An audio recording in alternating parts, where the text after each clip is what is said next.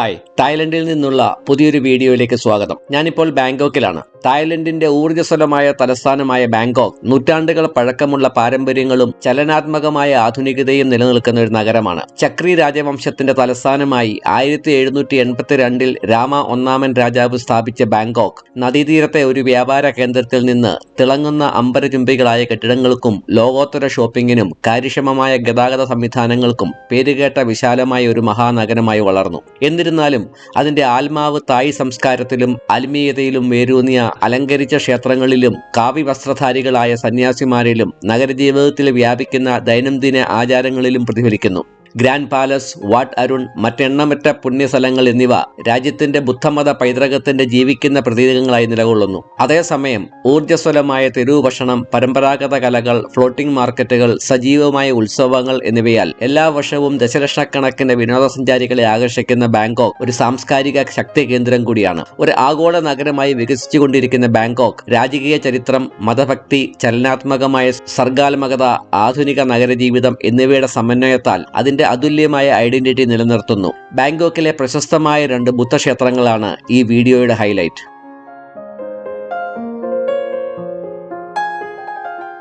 മഹത്തായ സ്വർണ്ണബുദ്ധൻ എന്നർത്ഥം വരുന്ന ഫ്രാ ഫുത്ത മഹാസുവാൻ പതിമാക്കോൺ എന്നറിയപ്പെടുന്ന ഗോൾഡൻ ബുദ്ധ സ്റ്റാച്യു തായ്ലൻഡിലെ ഏറ്റവും ആദരണീയമായ മതപരമായ ഐക്കണുകളിൽ ഒന്നും പ്രത്യേകിച്ച് ബാങ്കോക്കിന്റെ ആത്മീയവും സാംസ്കാരികവുമായ പൈതൃകത്തിന്റെ പ്രതീകവുമാണ്. തായ് കലയുടെയും ബുദ്ധമതത്തിന്റെയും സുവർണ കാലഘട്ടമായിരുന്ന 13-14 നൂറ്റാണ്ടിലെ സുഖോത്തായ് കാലഘട്ടത്തിൽ നിർമ്മിക്കപ്പെട്ടതാണെന്ന് വിശ്വസിക്കപ്പെടുന്ന ഏകദേശം 3 മീറ്റർ ഉയരവും 5.5 ടൺ ഭാരവുമുള്ള ഈ പ്രതിമ പൂർണ്ണമായും സ്വർണം കൊണ്ടാണ് നിർമ്മിച്ചിരിക്കുന്നത്. ബോധ് ഗയയിൽ ഭഗവാൻ ബുദ്ധന്റെ ബോധോദയത്തെയും അസുരനായ മാരയുടെ മേലുള്ള വിജയത്തെയും സൂചിപ്പിക്കുന്ന വലത് കൈകൊണ്ട് ഭൂമിയെ സ്പർശിക്കുന്ന പോസിലാണ് ഈ പ്രതിമ നിർമ്മിച്ചിരിക്കുന്നത്.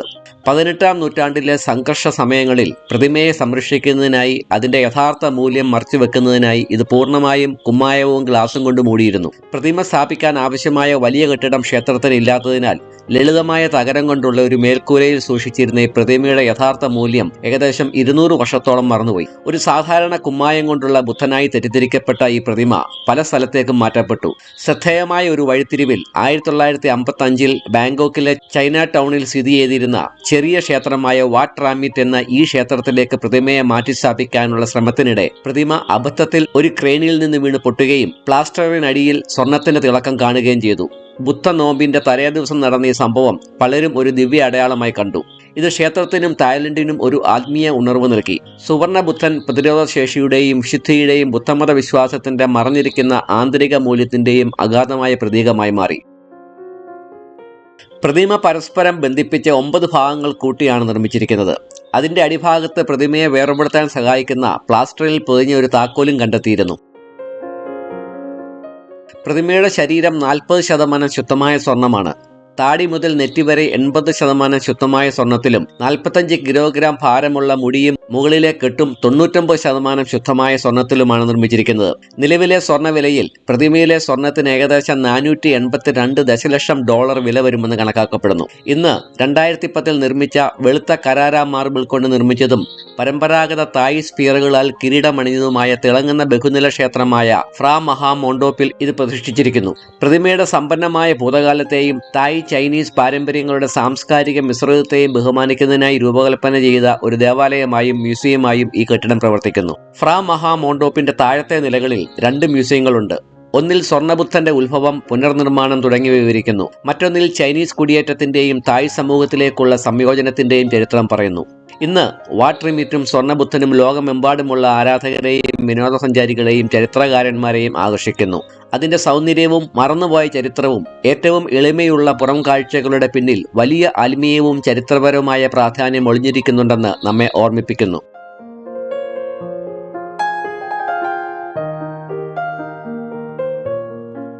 തായ്ലൻഡിന്റെ തലസ്ഥാനമായ ബാങ്കോക്കിൽ പ്രാദേശികമായി വാട്സ് എന്നറിയപ്പെടുന്ന ബുദ്ധമത പൈതൃകവും സമ്പന്നമായ വാസ്തുവിദ്യാ പാരമ്പര്യങ്ങളും പ്രദർശിപ്പിക്കുന്ന 400-ലധികം ക്ഷേത്രങ്ങളുണ്ട്.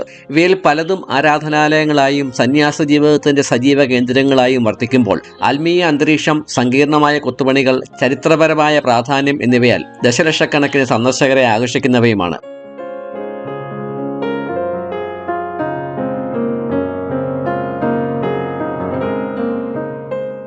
ദുസിത് കൊട്ടാരത്തിനടുത്തുള്ള അഞ്ചാമത്തെ രാജാവിന്റെ ക്ഷേത്രം എന്ന് തായ് ഭാഷയിൽ അർത്ഥമുള്ള വാട്ട് ബെഞ്ചമാഫോബിറ്റ് ദുസിത്വാനരം അല്ലെങ്കിൽ മാർബിൾ ക്ഷേത്രം ബാങ്കോക്കിലെ ഏറ്റവും മനോഹരവും പ്രതീകാത്മകവുമായ മതപരമായ ലാൻഡ്മാർക്കുകളിൽ ഒന്നാണ്. 1899 രാമ അഞ്ചാമൻ എന്ന രാജാവ് കമ്മീഷൻ ചെയ്തതും അദ്ദേഹത്തിന്റെ കൊട്ടാരത്തിനടുത്തായി സ്ഥിതി ചെയ്യുന്നതുമായ ഈ ക്ഷേത്രം പരമ്പരാഗത മതവാസ്തുവിദ്യ പാശ്ചാത്യ സ്വാധീനവുമായി ഇഴചേർന്നപ്പോൾ ഉണ്ടായ ഒരു വഴിത്തിരിവിന്റെ ഉദാഹരണമാണ്. പ്രശസ്ത കലാകാരനും രാമ അഞ്ചാമന്റെ അർത്ഥ സഹോദരനുമായ പ്രിൻസ് നരിസാര നുവാട്ടിവോങ് രൂപകൽപ്പന ചെയ്ത ഈ ക്ഷേത്രം തായ്ലൻഡിന്റെ സാംസ്കാരികവും ആത്മീയവുമായ സ്വത്വം നിലനിർത്തിക്കൊണ്ട് ആധുനികവൽക്കരിക്കാനുള്ള രാജാവിന്റെ ദർശനത്തെ പ്രതിനിധീകരിക്കുന്നു.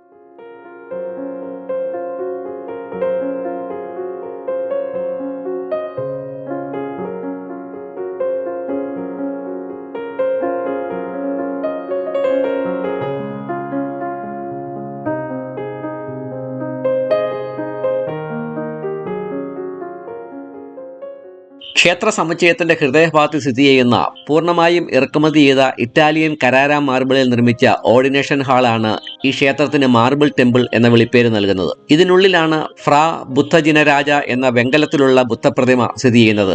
ഭയത്തെ മറികടക്കുന്ന ഭാവത്തിൽ ചിത്രീകരിച്ചിരിക്കുന്ന ഈ പ്രതിമയുടെ പിന്നിൽ വിവിധ മുദ്രകളിലും പ്രാദേശിക ശൈലികളിലുമുള്ള 52 ബുദ്ധപ്രതിമകൾ ഉൾക്കൊള്ളുന്ന ഹാളുണ്ട്. നൂറ്റാണ്ടുകളിലും സംസ്കാരങ്ങളിലും വ്യാപിച്ചു കിടക്കുന്ന ബുദ്ധമത പ്രതിരൂപങ്ങളുടെ ഒരു ഓപ്പൺ എയർ ഗാലറിയാണത്. തായ്ലൻഡിലെ ഏറ്റവും ആദരണീയവും തായ് മതകലകളുടെ മാസ്റ്റർ പീസുമായി കണക്കാക്കപ്പെടുന്ന ബുദ്ധപ്രതിമകളിൽ ഒന്നായ ഫ്രാ ഫുത്ത ചിന്നാരത്തിന്റെ ഒരു പകർപ്പാണ് ഈ പ്രതിമ. 14-ാം നൂറ്റാണ്ടിലെ യഥാർത്ഥ പ്രതിമ പിറ്റ്സാനുലോക്കിലാണ് സ്ഥിതി ചെയ്യുന്നത്. യഥാർത്ഥ പ്രതിമ വെങ്കലമാണ്. ഇവിടുത്തെ പ്രതിമയും വെങ്കലത്തിൽ തീർത്തതാണ്. അതുകൊണ്ടാണ് ഇതിന് കറുത്ത നിറം. മാർബിൾ ടെമ്പിൾ എന്ന പേര് ഇറക്കുമതി ചെയ്ത ഇറ്റാലിയൻ കരാര മാർബിൾ കൊണ്ട് മനോഹരമായി നിർമ്മിച്ച ക്ഷേത്രത്തിന്റെ ഘടനയെ സൂചിപ്പിക്കുന്നു.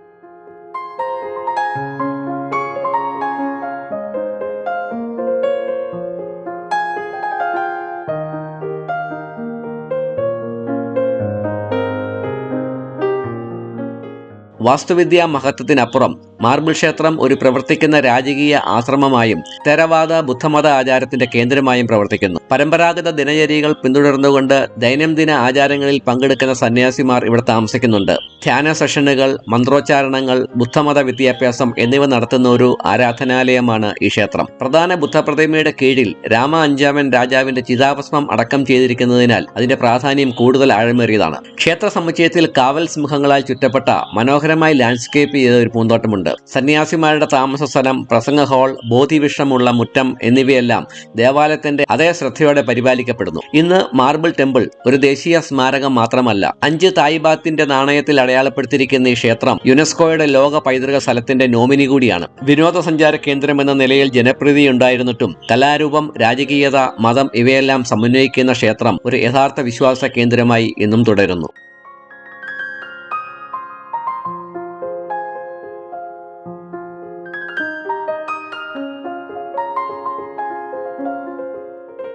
ഇത് കഴിഞ്ഞ ദിവസം പട്ടായയിൽ കണ്ട ടെർമിനൽ 21 എന്ന മാളിന്റെ ബാങ്കോക്കിലുള്ള മാളാണ്. തായ്ലൻഡിൽ ഇതേ പേരിൽ ഈ ബിസിനസ് ഗ്രൂപ്പിന് 4 മാളുകളുണ്ട്. ലോകപ്രശസ്തമായ ഒട്ടുമിക്ക ബ്രാൻഡുകളുടെയും ഔട്ട്ലെറ്റുകൾ ഈ മാളിലുണ്ട്. ഇന്ന് വൈകിട്ടത്തെ ഞങ്ങളുടെ ഡിന്നർ ക്രൂസിലാണ്. ക്രൂയിസ് പുറപ്പെടുന്നത് ഈ മാളിന്റെ മുമ്പിൽ നിന്നുമാണ്.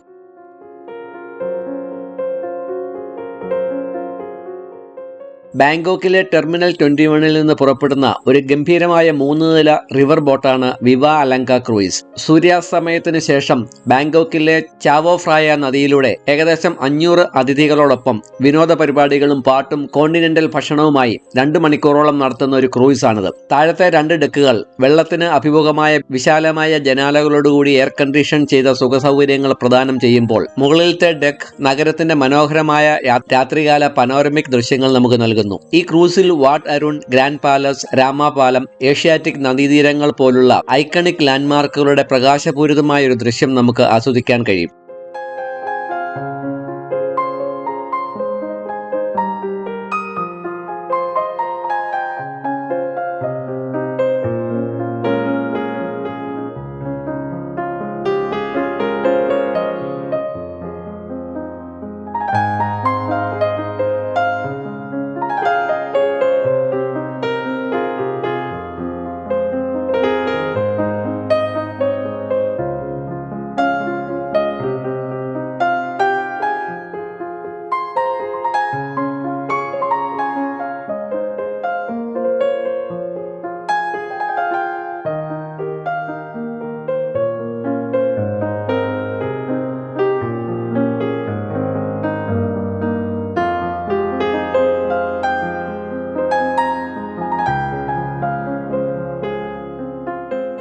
New Zealand mussel, salmon sashimi, sushi മുതൽ പാഡ് തായ്, എരിവുള്ള റിവർ പ്രോൺ സൂപ്പ്, സീസണൽ ഡെസേർട്ടുകൾ എന്നിവ വരെയുള്ള തായ് കോണ്ടിനെന്റൽ സമുദ്ര വിഭവങ്ങളുടെ ആഡംബര ബൊഫയാണ് മെഴുകുതിരി വെളിച്ചമുള്ള മേശയിൽ ഈ ക്രൂയിസിൽ വിളമ്പുന്നത്. ലൈവ് ബാൻഡ് സംഗീതം ഇംഗ്ലീഷിലും പ്രാദേശിക ഭാഷകളിലും കൂടാതെ ഇന്ത്യക്കാർക്ക് വേണ്ടി ഹിന്ദി ഗാനങ്ങളും തായ് ക്ലാസിക്കൽ നൃത്തങ്ങളും ഇതിൽ അവതരിപ്പിക്കപ്പെടുന്നു.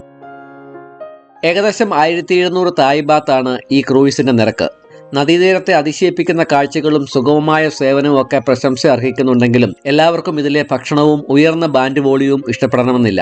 എന്നാൽ ഡാൻസും പാട്ടും ഒക്കെ ഇഷ്ടപ്പെടുന്ന യുവതലമുറയ്ക്ക് ഈ ക്രൂയിസ് ഒരു മറക്കാനാവാത്ത അനുഭവമായിരിക്കും. അതിനാൽ രുചികരമായ പ്രതീക്ഷകളെക്കാൾ നല്ലൊരു ആംബിയൻസും മനോഹരമായ കാഴ്ചകളും ഇവിടെ പ്രതീക്ഷിക്കുക.